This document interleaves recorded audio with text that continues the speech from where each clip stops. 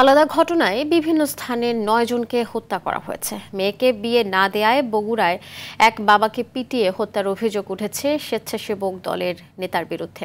শনিবার বিকেলে শহরের ফুলবাড়িতে এ ঘটনা ঘটে। এতে অভিযুক্ত জিতু সহ দুজনকে আটক করা হয়েছে। এদিকে একই জেলা শহরের কাটনার পাড়ায় বিদ্যুৎ শেখ নামের এক অটোরিকশা গ্যারেজের পরিচালককে হত্যা করা হয়েছে। যশোরের অভয়নগরে প্রবাস ফেরত হাসান শেখ নামে এক যুবককে গলা কেটে হত্যা করেছে দুর্বৃত্তরা। একই জেলার চৌগাছায় জমি নিয়ে বিরোধের ছোট ভাইয়ের ছুরিকাঘাতে রবিউল ইসলামের মৃত্যু হয়েছে। জেলা শহরে এক কলেজ ছাত্রীর ঝুলন্ত মরদেহ উদ্ধার করা হয়েছে।